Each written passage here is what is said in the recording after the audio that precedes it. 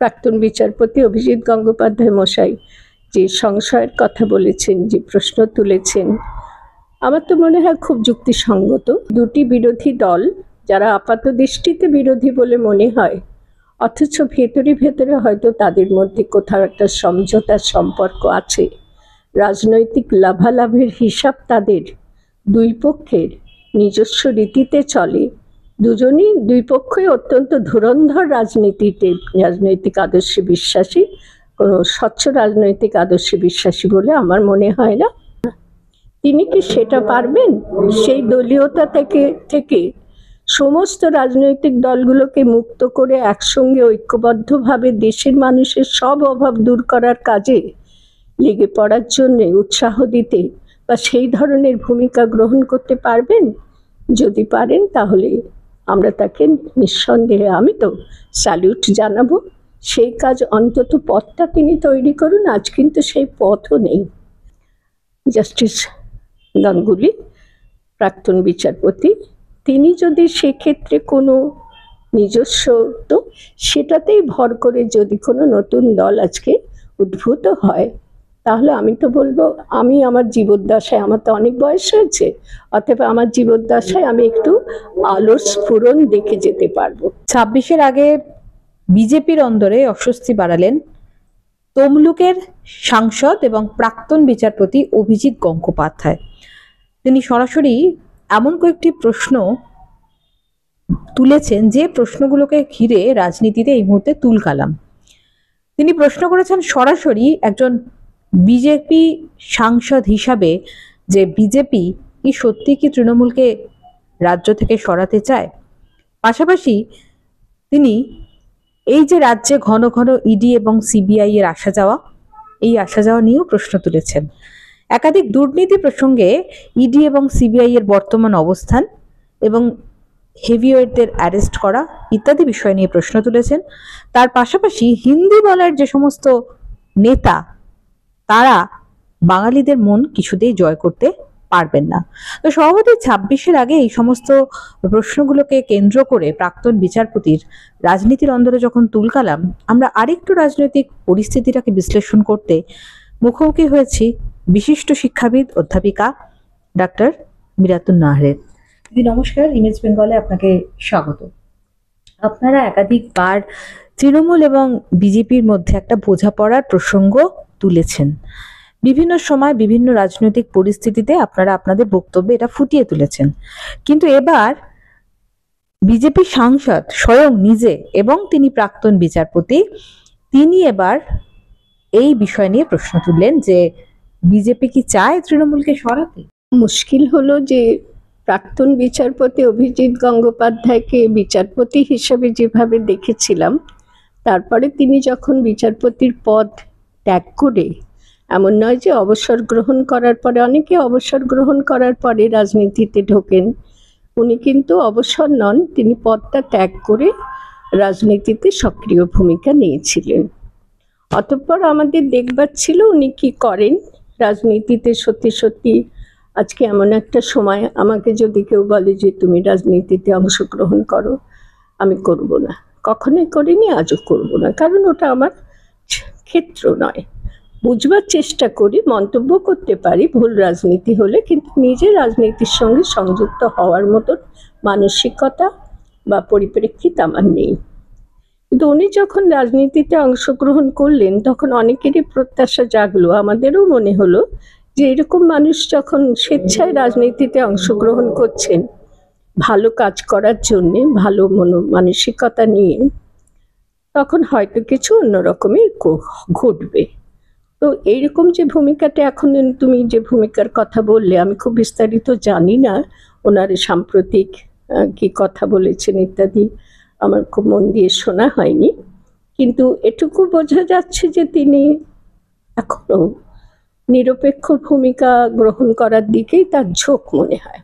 তা না হলে দুটি দল আজকে সব থেকে বেশি আলোচিত হয়, এক কেন্দ্রীয় শাসক দল আর পশ্চিমবঙ্গ নামক রাজ্যের শাসক দল। আমাদের রাজ্যে অন্তত আমরা এই দুটি দলকে নিয়ে নানান রকম মুশকিলের মধ্যে পড়েছি, এদের চিনতে, বুঝতে, জানতে অসুবিধা হচ্ছে। সেক্ষেত্রে প্রাক্তন বিচারপতি অভিজিৎ গঙ্গোপাধ্যায় মশাই যে সংশয়ের কথা বলেছেন, যে প্রশ্ন তুলেছেন, আমার তো মনে হয় খুব যুক্তিসঙ্গত। তার অভিমত নয়, তার সংশয়, এবং যুক্তিভিত্তিক সংশয়, যুক্তিসঙ্গত যুক্তির উপর ভিত্তি করে সংশয় তিনি গড়ে তুলেছেন।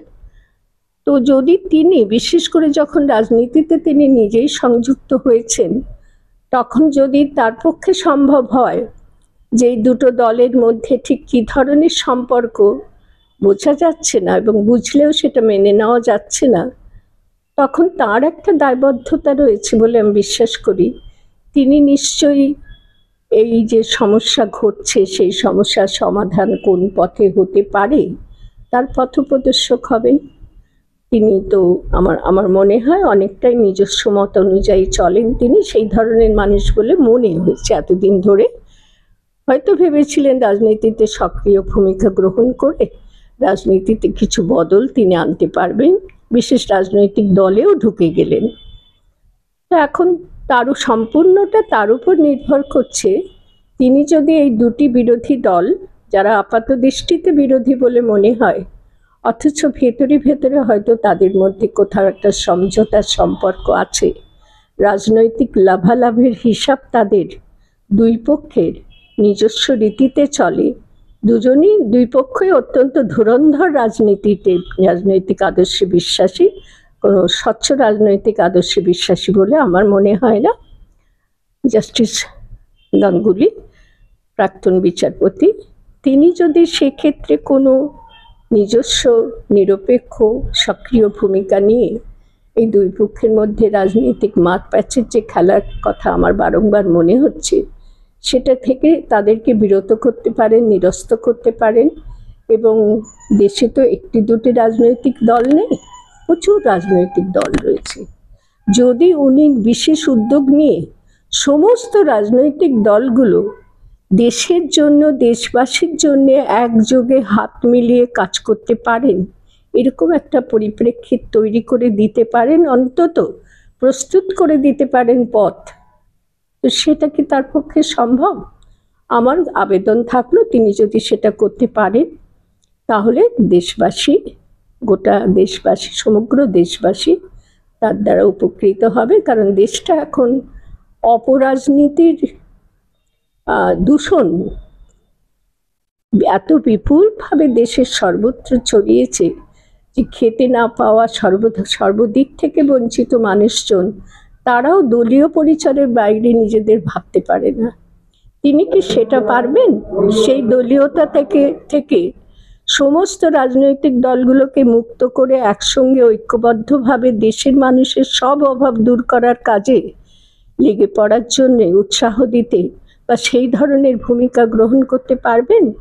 যদি পারেন তাহলে আমরা তাকে নিঃসন্দেহে, আমি তো স্যালিউট জানাবো। সেই কাজ, অন্তত পথটা তিনি তৈরি করুন। আজ কিন্তু সেই পথও নেই, পথ কেউ তৈরি করছে না। তিনি যদি পথ তৈরি করতে পারেন তাহলে সেই পথে হয়তো অনেকেই পথচারী হবে, বিভিন্ন রাজনৈতিক দলের অনুসারীরা, সেটাই হোক।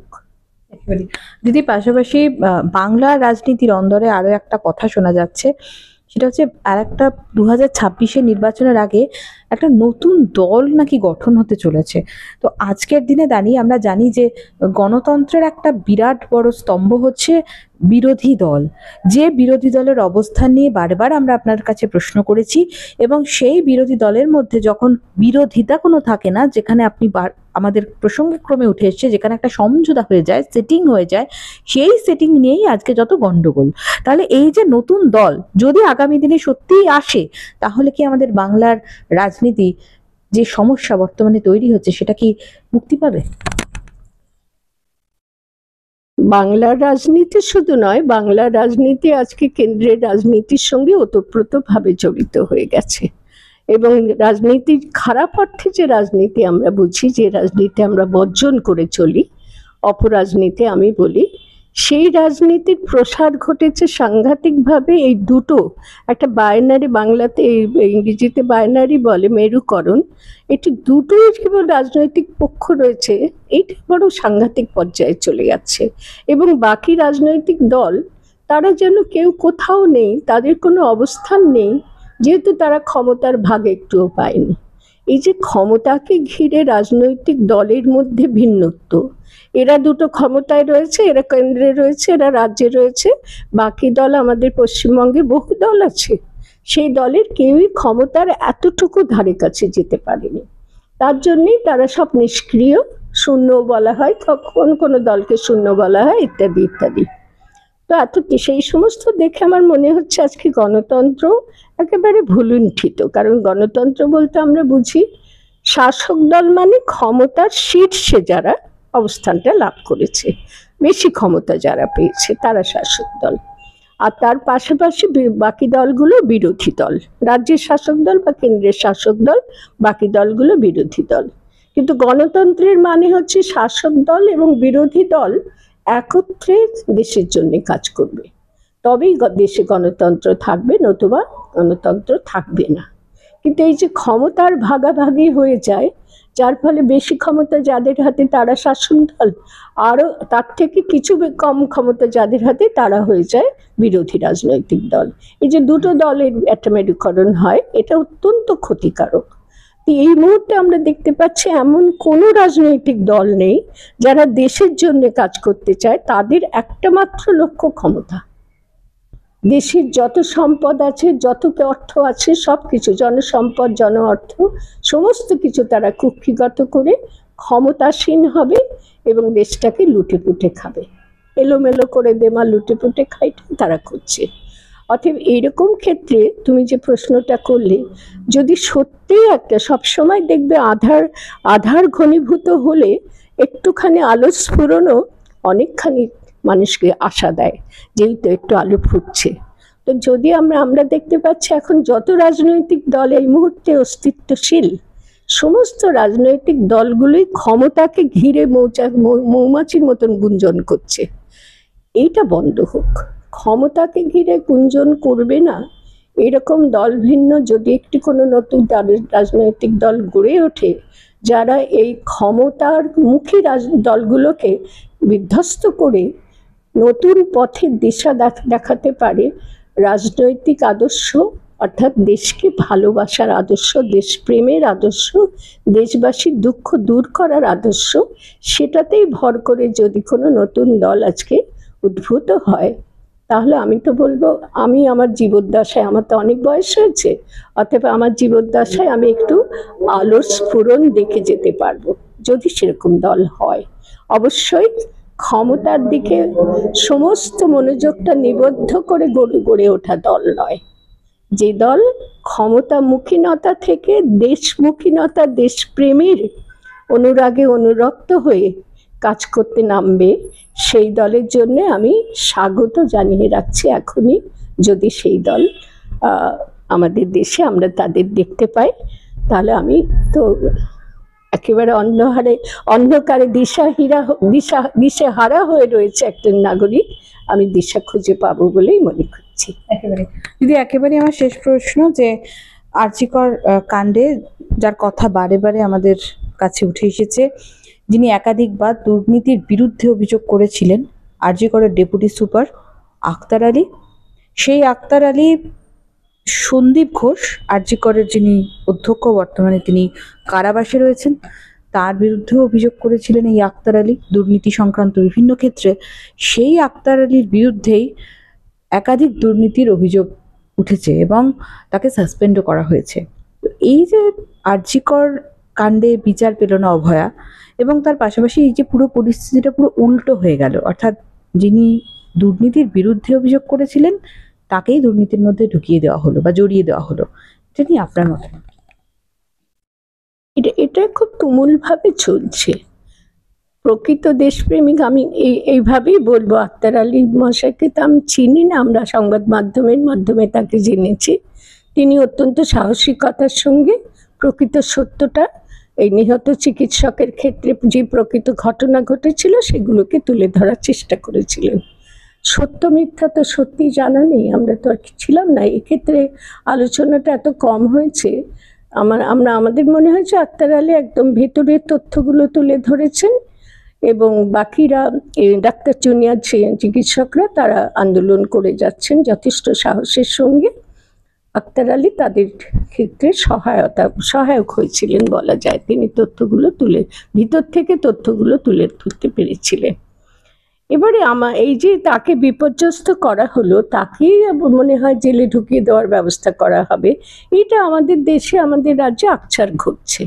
সত্যান্বেষী বা সত্যনিষ্ঠ মানুষদেরকেই উল্টোভাবে ঘায়েল করা হচ্ছে। যেমন এই আমাদের নিহত চিকিৎসক কন্যাটি, সে যদি একজন চিকিৎসক মাত্র হতো তাহলে তাকে এরকমভাবে প্রাণ দিতে হতো না। সে অনেক অন্যায়ের বিরোধিতা করছিল, যে অন্যায়গুলো ঘনিয়ে তোলা হয়েছিল যে ওই চিকিৎসা প্রতিষ্ঠানের মধ্যে, সেগুলো সে অনেকখানি ফুঁসে উঠেছিল বলেই তাকে প্রাণটা দিতে হলো, এবং দরিদ্র ঘরের কন্যা বলে, নিম্নবিত্ত ঘরের কন্যা বলে। তো আমাদের দেশে উল্টো নিয়ম। কোথায় আমরা আদর্শবাদী মানুষদেরকে বেশ তাদের প্রতি প্রণত হব, তাদের প্রতি শ্রদ্ধাশীল হব, তা না হয়ে আমাদের দেশের রাজনীতিটাই এত পথভ্রষ্ট হয়ে গেছে। রাজনীতির কারবারিরা, যারা তাদের ক্ষমতা লাভের পথে বাধা হচ্ছে, এই সম্ভবত আক্তার আলী মহাশয়, তিনিও এরকম বাধা হয়েছেন। অতএব তার জন্য শাস্তি তৈরি হয়ে যাবে, ক্ষমতা হাতে রয়েছে, শাস্তি দিতে পারবে না তেমনটি নয়। অতএব সেরকম একটা কিছু ঘটেছে, ব্যাপারটা আমি অতটা জানি না, সম্ভবত ঘটেছে সেরকম কিছু, এবং আমার কাছে খুব বিস্ময়ের ব্যাপার না। আমার মনে হয় সেটাই স্বাভাবিক। হয়তো আমার জন্যেও সেরকম কোনো ব্যবস্থা হতে পারে। সত্য কথা বললে এদেশে সেই সত্যান্বেষী মানুষ, সত্যনিষ্ঠ মানুষের জয়গান গাওয়া হয় না। এদেশে তাকে কি করে সত্য কথা বলার জন্যে শাস্তি দেওয়া হবে সেটাই করা হয়। তা না হলে এই চিকিৎসককে মৃত্যুদণ্ড ভোগ করতে হয়, এত কষ্ট করে মারা যেতে হয় এই চিকিৎসক কন্যাটিকে, কারণ সে কিন্তু আলোর পথের যাত্রী ছিল। তাকে সেই জন্যই পৃথিবী থেকে সরিয়ে দেওয়া হয়েছে। সম্ভবত, আমি আক্তার আলী মহাশয়ের ব্যাপারটা ঠিক জানি না, কিন্তু আমার মনে হচ্ছে হয়তো তিনি কোনো একটা অন্ধকারকে একটু বার করে আনতে চাইছিলেন, অন্ধকারের যে ঘনীভূত রূপটা দেখাতে চাইছিলেন, সেটা যাদের ক্ষমতার পথে প্রতিবন্ধকতা সৃষ্টি করত, তারা তাদের ক্ষমতা দিয়ে সেই পথটাকে রুদ্ধ করেছেন, তার সেই এগিয়ে যাওয়াটাকে রুদ্ধ করেছেন। আমার এটাই অনুমানে মনে হচ্ছে। আমি সত্যটা জানি না, আমার জানা নেই সত্যটা। অনেক ধন্যবাদ।